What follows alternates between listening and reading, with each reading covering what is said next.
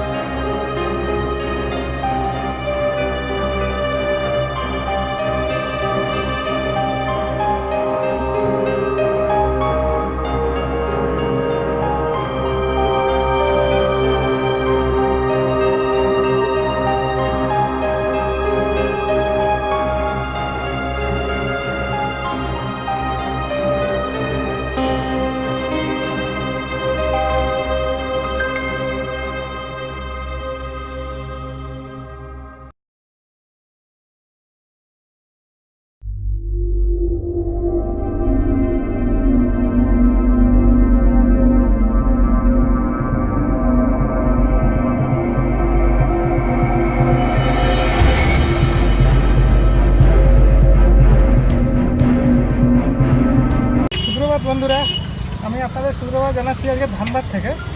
তো আজকে সকালে আমি গিরিডি থেকে ধানবাদ এসেছি, 71 কিলোমিটার রাস্তা।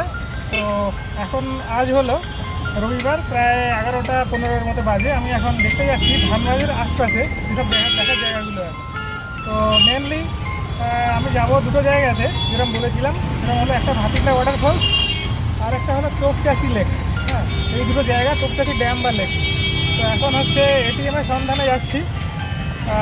কিছু টাকা লাগবে আর কি, এই ড্রাইভারকে দিতে হবে, টোটো ড্রাইভারকে। আর এখানে ভাড়া একটু বেশি নেয় আর কি, একটু সাবধানে আপনারা ডিল করবেন আসলে। তো চলুন তাহলে আমার সাথে ভাতিন্ডা ওয়াটারফলস। তো কথা বসানে জানিয়ে রাখি বন্ধুরা, এই ভাতিন্ডা ওয়াটারফলস হলো একটা খুব সুন্দর ওয়াটারফলস ঝাড়খণ্ডের। এটার দূরত্ব হলো মোটামুটি 15-16 কিলোমিটারের মতো ধানবাদ সিটি থেকে। এই হলো আমার টোটো, এই টোটোটাকে আমি হায়ার করেছি আর কি। এই টোটোটাই নিয়ে যাচ্ছে আমাকে তো এই ভাতিন্ডা ওয়াটারফলস অবধি। তারপর ওখানে গিয়ে ছেড়ে দেবে, ওর ব্যাটারি নেই। তো বেশ জমজমাট ব্যস্ত শহর, গুরিটির থেকে আরও বেশি জমজমাট, আরও বড় আর কি, আমার এসে যা মনে হচ্ছে। দেখুন এই সরু সরু রাস্তা অতিক্রম করে আমরা যাচ্ছি, এখানে যে কোথায় ওয়াটারফলসটা আছে আমি নিজেও বুঝতে পারছি না এখনও অবধি। তো যাই হোক, যে রাস্তা দিয়ে নিয়ে যাচ্ছে সেখান দিয়ে যেতে হবে। আর বেশ দুলছে গাড়ি, রাস্তার অবস্থা খুব একটা ভালো না। আস্তে আস্তে ধানবাদ ছেড়ে বেরিয়ে যাচ্ছি, বুঝতে পারছি।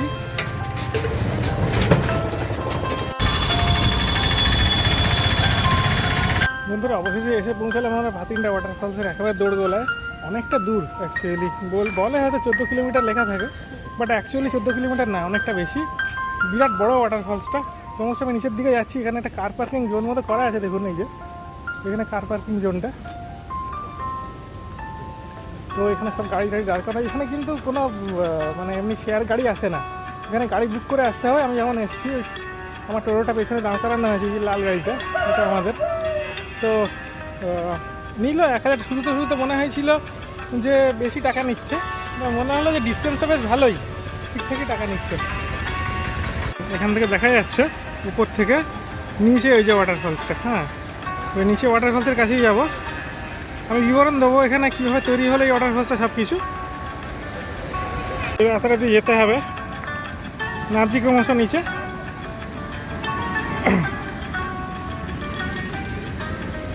এই ওপরে ছিল জায়গাটা, এখান থেকে নামছি ক্রমশ নিচে। ওইখানে কার পার্কিং জোনটা ছিল, আর এদিকে আবার বেশ বসার জায়গাটাকে করা আছে, করেছে ভালোই, বেশ ছাতা টাতা করা আছে অনেকগুলো চারদিকে। খুব সুন্দর কিন্তু জলপ্রপাতটা, বিরাট বড়।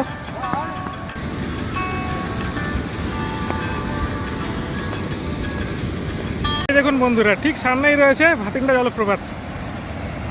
এত কাণ্ড করে ধানবাদে এসে অবশেষে পৌঁছালাম জায়গাটাতে। আর একটা খুব মজার বেশ বিষয় হলো, ধানবাদ একটা অত জনবহুল শহর, অত গ্যাঞ্জাম জমজমাট একটা জায়গা, তার এত কাছে, মানে যাই এত কাছে বলতে ঠিক কাছে না, একটু দূরই, যাই হোক 20 কিলোমিটার তো হবেই, যে এরকম একটা বড় ওয়াটারফলস আছে, এটা জাস্ট কল্পনার বাইরে। ধানবাদকে আমরা চিনি কোল সিটি হিসাবে, কোলফিল্ড বলে, ওই জন্য ট্রেনের নামও হয়েছে কোলফিল্ড। বাট সেরকম একটা কোল সিটি, এরকম একটা সুন্দর ওয়াটারফলস, যা দারুণ ব্যাপারটা।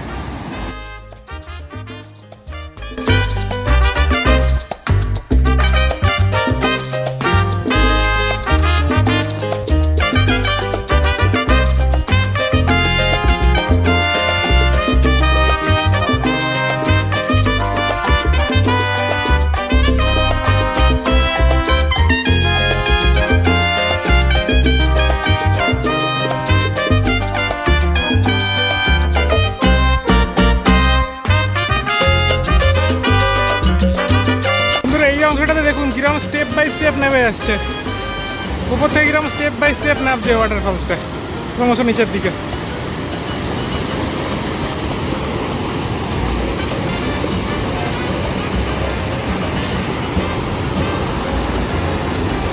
বন্ধুরা, কাটারি নদী আর দামোদর নদের মেলবন্ধনে তৈরি হয়েছে এই ভাতিন্ডা ওয়াটারফলসটা। দারুণ সুন্দর এই জলপ্রপাতটা। কাটারি নদীটা আসছে পারসনাথ থেকে, আর পারসনাথের দিক থেকে আমি আগের ভিডিওতে দেখিয়েছি যে পারসনাথে নেবে আমি কীভাবে গিরিডিতে গেলাম। সেই পারসনাথ থেকে ওপরে পাহাড় আছে, মন্দির আছে, সেখান থেকে কাটারি নদীটা আসছে। আর দামোদর নদ তো জানেন আপনারা, এই নদীটা মিশছে, এইখানে মিশে তৈরি হচ্ছে এই জলপ্রপাতটা, অনন্য সুন্দর জলপ্রপাত। এখানে এবার দেখুন তৈরি হয়েছে ছোটো ছোটো গর্ত, এইখানে গর্ত, এখানে প্রচুর নোংরাও করেছে লোকে, এটা একেবারেই ঠিক না করা। আর এইখানে দেখুন গর্ত রয়েছে, ছোটো ছোটো গর্ত তৈরি হয়েছে।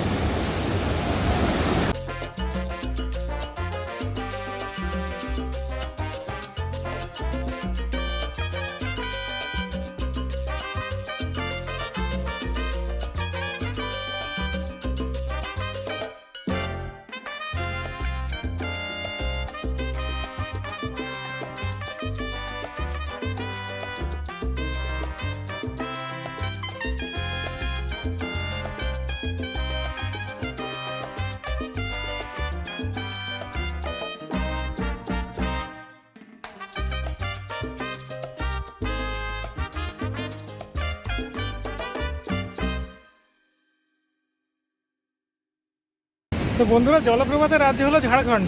একটু সংক্ষিপ্ত করে বলে নিই, এ রাজ্যে না প্রচুর জলপ্রপাত রয়েছে, মানে এই জন্য এটাকে জলপ্রপাতের রাজ্য বলে। যেরকম এখানে দেখলেন ভাতিন্ডা ওয়াটারফলস, সবথেকে বড়ো যে ওয়াটারফলসটা আছে, মানে এটা তো অনেক বড়োই, যথেষ্ট বড়, স্টেপ বাই স্টেপ নেমে আসছে। দুটো নদীর কনফ্লুয়েন্স আছে, রিভার কনফ্লুয়েন্স আছে। এছাড়াও যে সবথেকে বড়ো যে ওয়াটারফলসটা আছে, এটাকে বলে লোদ ওয়াটারফলস। তো লোদ জলপ্রপাত হচ্ছে বিশাল জলপ্রপাত, সহস্র ধারায় নেমে আসছে। এটা ঝাড়খণ্ডের লাতেহাট ডিস্ট্রিক্টে, অনেক দূরে এখান থেকে, প্রায় 350 কিলোমিটারের মতো ডিস্টেন্স আছে, সেজন্য এবারে যেতে পারলাম না আমি।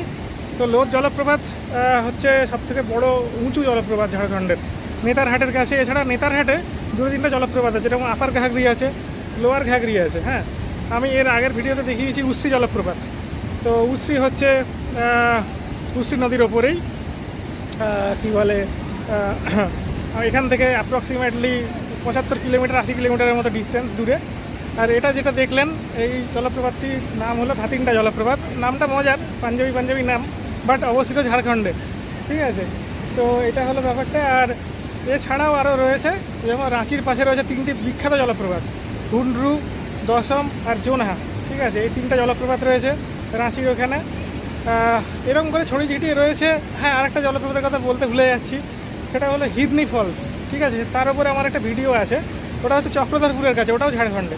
মানে এত জলপ্রপাত আছে, এ তো আমি তাও বললাম %, হলো বড় জোর 15 থেকে 20% জলপ্রপাতের ইনফরমেশান দিতে পারলাম আপনাদের, আমি যেখানে যেখানে গেছি বা জানি।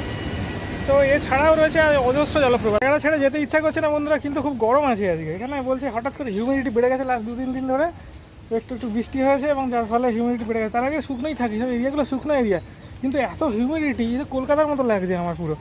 আমি ঠিক এরকম আশা করিনি। যাই হোক, হলো এবার আস্তে আস্তে ফিরে যাব, একটু খাবার দাবার খাবো, দেখি কি খাবার দাবার পাওয়া যায়, জল খাবো, হ্যাঁ জলের বোতলও কিনতে হবে, এসব করে দেখি যদি আর কোনো স্পট দেখতে পারি। আর যদি শরীর না দেয় তাহলে আর যাবো না আজকে। তো চলুন তাহলে, ভালোই লাগলো, সবাই সঙ্গে থাকুন এইভাবেই। বন্ধুরা ফিরে এলাম আমাদের হোটেলে, এখানে যেখানে আমি এই ধানবাদে যে হোটেলে উঠেছি, দেখুন এটা হলো হোটেলটা। এখানে খাবার রাখা আছে, সব বিরিয়ানি কিনেছি। আর এই হলো রুমটা, ওদিকে সব আমার জিনিসপত্রগুলো রাখা আছে। এটার ভাড়া হলো 1800 টাকা অ্যাকচুয়ালি। ঠিক বিগ বাজার বলতে হবে এখানে, টোটোতে উঠে বা অন্য গাড়িতে উঠে। তো বিগ বাজারের ঠিক গায়েই হচ্ছে এই হোটেলটা। এটা হলো একটা ওয়েওর হোটেল। তো এক রাত্রির আমি থাকবো এই হোটেলে, কালকে আমি ফিরে যাব। এখানে সব কিছু ব্যবস্থা রয়েছে, দেখুন এখানে সব কিছু এসির বন্দোবস্ত করা আছে, এখানে একটা টিভিও আছে। আর বিছানাটাও বেশ ভালোই, বড় বিছানা, এখানে একটা আলমারি রাখা আছে। এই হলো হোটেলটা। তো কালকে আমি সন্ধ্যের ট্রেনে ফিরে যাব শতাব্দী এক্সপ্রেসে। আপনাদেরকে সেই মুহূর্তের কিছু ছবিও আর কি, ফুটেজও কিছু দেখাবো ফিরে যাওয়ার। তো সঙ্গে থাকুন বন্ধুরা।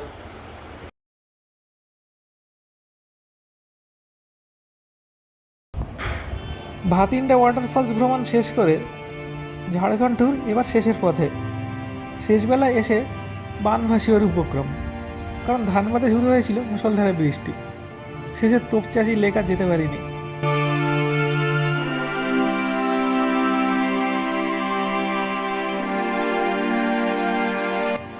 কিন্তু কথায় বলে না, শেষ ভালো যার সব ভালো তার। শেষটা হয়েছিল খুব সুন্দর, কারণ হাওড়ায় ফেরা হয়েছিল ভারতীয় রেলের প্রিমিয়ার ট্রেন শতাব্দীতে করে, রাঁচি শতাব্দী। ট্রেনে চড়তে আমি বরাবরই খুবই ভালোবাসি, তার উপর আবার শতাব্দী এক্সপ্রেস, একেবারে জমে ক্ষীর।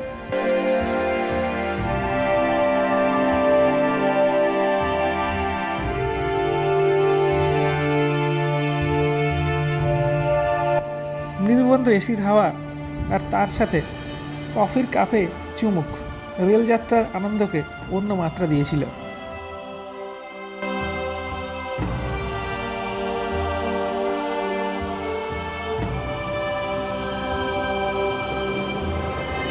কথা প্রসঙ্গে জানিয়ে রাখি, রাঁচি হাওড়া রুটে শতাব্দী হল বন্দে ভারতের পর দ্বিতীয় সর্বোচ্চ গতির ট্রেন। আমার যাত্রার কামরাটা ছিল C5, যা ছিল একেবারে ফাঁকা। আমার বসার রিজার্ভ সিট থাকা সত্ত্বেও আমি মাঝে মাঝেই ফাঁকা জানলার ধারে থাকা ফাঁকা সিটগুলোতে গিয়ে গিয়ে বসছিলাম আর ক্যাপচার করছিলাম রেল ভ্রমণের বিভিন্ন দৃশ্য। এরম করতে করতে কখন অন্ধকার ঘরিয়ে এলো। ট্রেন তখন দুর্গাপুরে।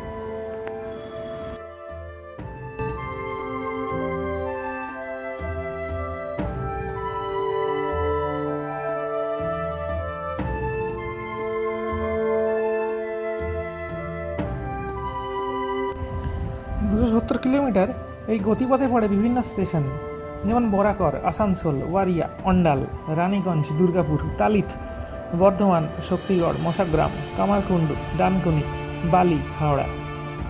এই দূরত্বটি অতিক্রম করতে সময় লেগেছিল মাত্র 3 ঘন্টা 45 মিনিট। আসানসোল, বর্ধমান আর বর্ধমান হাওড়া রুটে ট্রেনের স্পিড ছিল চোখে পড়ার মতো। সন্ধে হতে না হতেই স্ন্যাক্স, চা আর স্যান্ডউইচ নিয়ে হাজির হয়েছিলেন আইআরসিটিসির রেলকর্মীরা। বাইরে তখন কিছু দেখার জো নেই, তাই সময় কাটানোর জন্য স্ন্যাক্সই ছিল ভরসা। আর একটু এনজয় করার জন্য আমি মাঝে মাঝে ইভিনিং ওয়াকে বেরিয়ে পড়ছিলাম ট্রেনের মধ্যেই, এক কামরা থেকে অন্য কামরায়। হাতে ছিল ক্যামেরা। অনেকে একটু অবাক দৃষ্টিতে চাইছিলেন আমার দিকে। ঘড়িতে তখন 9টা। বাইরে দেখলাম গাড়ি বালি স্টেশন ক্রস করলো। কিছুক্ষণ পর চারিদিকের অসংখ্য লাইন জানান দিল হাওড়ার আউটারে আমরা প্রবেশ করেছি। নির্ধারিত সময়ে হাওড়া স্টেশন তার প্রিয় ট্রেন রাঁচি শতাব্দীকে অভ্যর্থনা জানালো, আর তার সাথে শেষ হলো এই ঝাড়খণ্ড ভ্রমণ। চলি বন্ধুরা, তাহলে বাড়ির পথে। শেষ হলো ঝাড়খণ্ড ভ্রমণ, এবার একটু বিশ্রাম নেওয়ার পালা। আবার আপনাদের সাথে দেখা হবে নতুন কোনো জায়গায়, নতুন কোনো গল্প নিয়ে আবার আসবো আপনাদের সাথে। যদি ভিডিওটি ভালো লেগে থাকে একটু ভিডিওটি শেয়ার করে দেবেন, আর লাইক শেয়ার আর সাবস্ক্রাইব করে নেবেন। যারা চ্যানেলটি সাবস্ক্রাইব করেননি তারা একটু সাবস্ক্রাইব করে নেবেন। এই বলে আমি এই ভিডিও থেকে বিদায় নিচ্ছি।